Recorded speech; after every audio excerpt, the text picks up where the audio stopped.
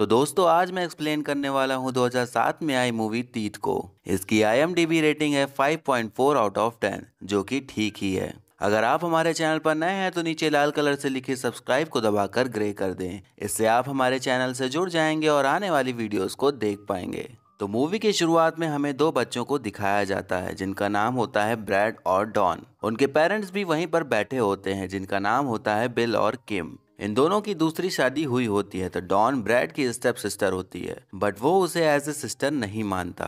तभी बिल को ब्रैड की चीख सुनाई देती है तो वो उसके पास भाग के जाता है। वो देखता है कि ब्रैड की उंगली कटी होती है। उनको लगता है कि डॉन ने उसकी उंगली मुंह से काट दी है, बट ऐसा होता नहीं। फिर हमें सीधा डॉन की टीनेज लाइफ को दिखाया जाता है जहाँ पे वो एक क्रिश्चियन ग्रुप द प्रॉमिस की स्पोक्स पर्सन बन गई है और वहाँ पर लेक्चर दे रही है। वहाँ वो अपने फ्रेंड अलीशा और फिल के साथ गई होती है। वो उन्हें अपने माँ की बीमारी के बारे में बता रही होती है। तभी वहाँ पर एक टोबी नाम का लड़का आता है। डॉन जब टोबी को देखती है तो वो उसे देखती ही रह जाती है और सेम टोबी के साथ भी होता है। वो दोनों एक दूसरे से अट्रैक्ट होने लगते हैं। टोनी बताता है कि वो उस टाउन में नया आया है और वो जल्द ही उन लोगों के ही स्कूल में ही ज्वाइन होने वाला है। फिर उसके बाद डॉन वहाँ से घर आ जाती है और अपने मॉम से मिलती है। वो अब काफी बीमार चल रही थी, बट उसके डैड और वो मिलकर उनका ख्याल रख रहे होते हैं। जब डॉन बाथरूम में नहाने जा रही होती है तभी ब्रैड वहाँ उसको परेशान करने लगता है। वो अभी भी डॉन को बस परेशान ही करता था और उसकी लाइफ कुछ भी नहीं थी, बस गेम खेलना और लड़कियों के साथ खेलना यही करता रहता था।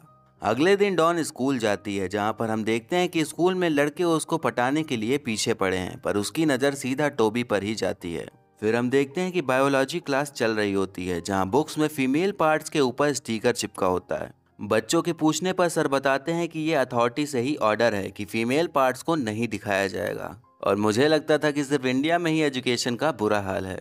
स्कूल के बाद डॉन और टॉबी एक मूवी देखने जाते हैं। वो एक अडल्ट मूवी होती है जिससे देखकर टॉबी को कुछ कुछ होने लगता है। वो डॉन के साथ कुछ करना चाहता है पर डॉन उसके इशारे नहीं समझ पाती और वो ऐसे ही रह जाता है।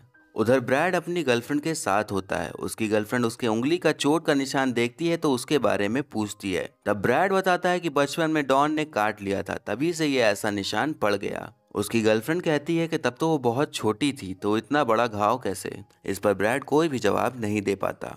अब वहीं डॉन और उसके फ्रेंड्स मूवी देखने के बाद घूमने के लिए एक लेक पर जाते हैं। वहाँ पर एक गुफा भी होती है। अलीशा बताती है कि यहाँ जो कपल्स आते हैं वो लेक में तैरने के बाद उसी गुफा में जाकर इंटीमेट होते हैं।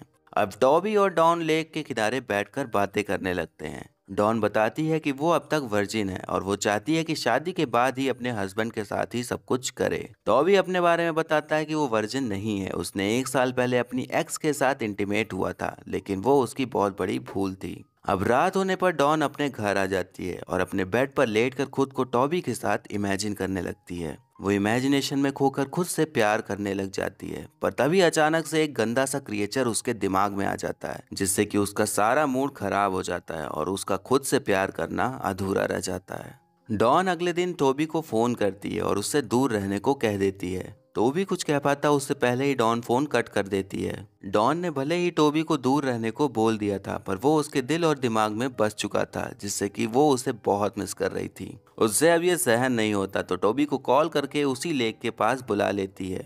जब टोबी आता है तो डॉन उसे लेक में तैरने के लिए ले जाती है। वो दोनों तैर रहे होते हैं और खूब सारी इंजॉयमेंट कर रहे होते हैं। फिर उसके बाद वो दोनों उसी गुफा में चले जाते हैं जहाँ सब करते थे। अब टोबी डॉन को किस करने लगता है और डॉन को अच्छा लग रहा होता है, पर उसे रुकने को कहती है, पर टोबी उसकी बात नहीं सुन रहा होता। डॉन पूरी तरह से ट्राई करती है टोबी को रोकने पर उस हाथापाई में डॉन का सर पत्थर से टकरा जाता है और वो हल्का फुल्का बेहोश हो जाती है। अब टोबी इस बात का फायदा उठाकर उसके साथ इंटीमेट होने लग जाता है, पर जैसे वो करता है तो दर्द की वजह से डॉन को होश आ जाता है और वो चिल्लाकर उसे अपने ऊपर से हटाने लगती है, पर वो जबरदस्ती करे जा रहा होता है। लेकिन तभी टोबी की चीख निकल जाती है। हम देखते हैं कि टोबी का प्राइवेट पार्ट कट चुका होता है और वो जमीन पर पड़ा होता है। अब डॉन को कुछ भी समझ नहीं आता कि क्या हुआ है। वो जोरों से चिल्लाने लगती है। टोबी दर्द के मारे पानी में ही कूद जाता है। डॉन वहीं रुककर उसका पानी से बाहर आने का वेट कर रही होती है, पर वो वहां से वापस ही नहीं आता। तब डॉन घर चली जाती है।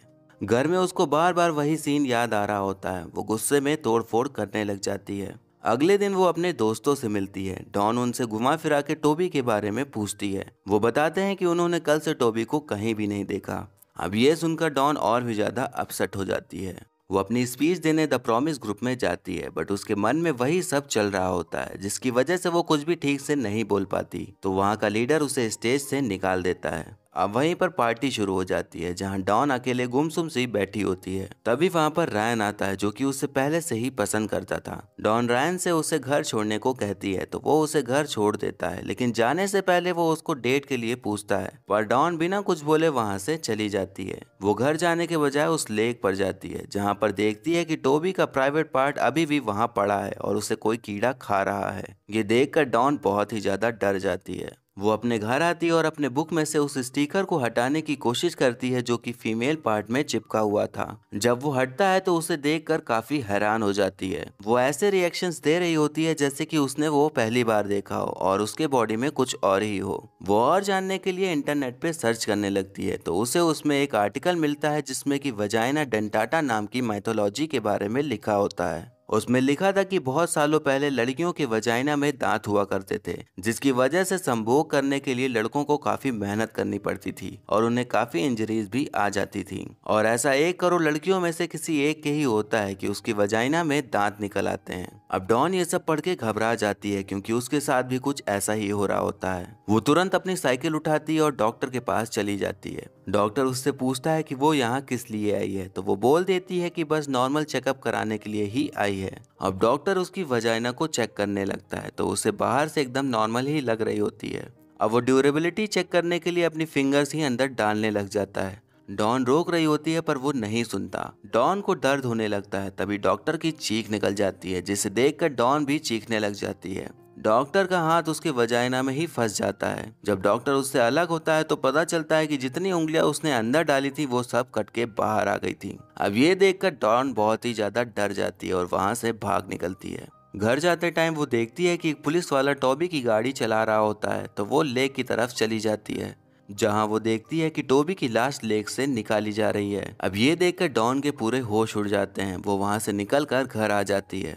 वो देखती है कि उसकी मॉम बेहोश पड़ी हुई है, लेकिन उसका भाई वहां पर अपनी गर्लफ्रेंड के साथ लगा हुआ है। डॉन डैड को कॉल करके उनको जल्दी से हॉस्पिटल ले जाती है। काफी रात हो जाने पर उसके डैड उसे घर जाकर आराम करने को कहते हैं। वो जब घर जाती है तब भी उसका भाई अपनी गर्लफ्रेंड से लगा पड़ा होता है। ये देखकर उसका दिमाग खराब हो जाता है और वो रैन के पास चली जाती है। वो रोते हुए उसको सब कुछ बताने लग जाती है कि उसने टोबी को मार डाला है और उसके वजाइना में तीत्स हैं। वो यही सब बड़बड़ा रही होती है पर रैन को कुछ भी समझ नहीं आ रहा होता, पर उसको शांत करने के लिए उसे गले लगा लेता है। फिर डॉन बाथ टब में नहा रही होती है और वहीं बाहर रैन कमरे को कैंडल से सजा रहा होता है डॉन का मूड बनाने के लिए। जब डॉन बाहर आती है तो दोनों एक साथ में ड्रिंक करते हैं। उसके बाद दोनों लोग एक दूसरे के करीब आ जाते हैं।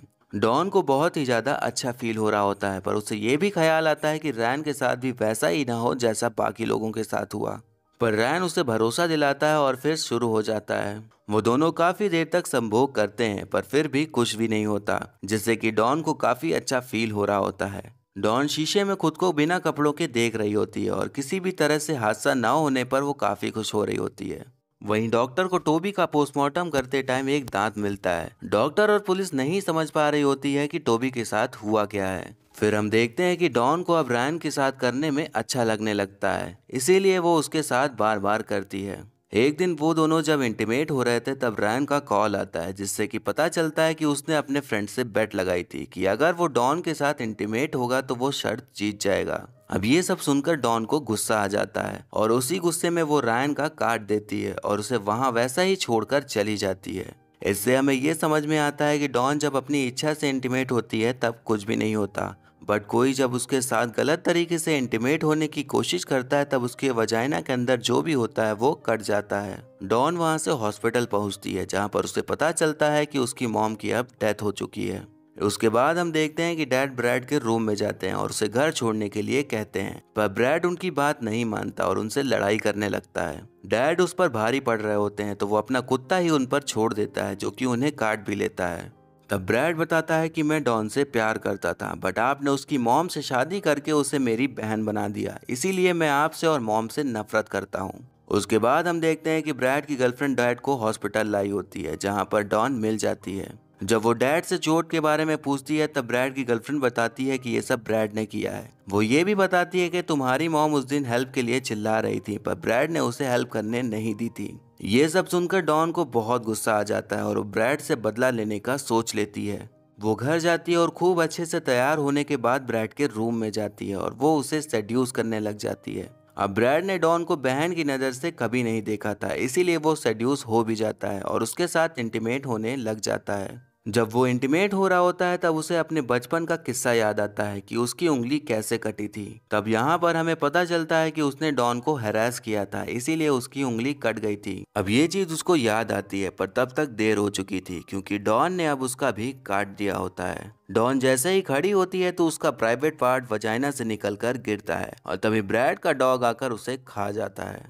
इसके बाद डॉन ब्रैड को उसी हालत में छोड़कर चली जाती है जैसे कि उसने मॉम को छोड़ा था। अब वो अपनी न्यू लाइफ स्टार्ट करने के लिए अपनी साइकिल से बैग लेकर निकल जाती है पर थोड़ी दूर जाने पर ही उसकी साइकिल खराब हो जाती है। तब वो वहां पर लिफ्ट लेती है। लिफ्ट देने वाला एक बुढ़ा सा आदमी होता है। रात हो जाने पर वो बुढ़ा अपनी कार एक सुनसान जगह पर खड़ी करता है और डॉन को हवसी टाइप स्माइल देना शुरू कर देता है। डॉन कार से निकलने लगती है पर बुढ़े ने डोर्स लॉक कर दिए होते हैं। वो पहले तो थोड़ा घबराती है लेकिन फिर वो कैमरे की तरफ एक क्रीपी सी स्माइल देती है क्योंकि उसे पता होता है कि बुढ़े के साथ अब क्या होने वाला है और मूवी यहीं पर खत्म हो जाती है।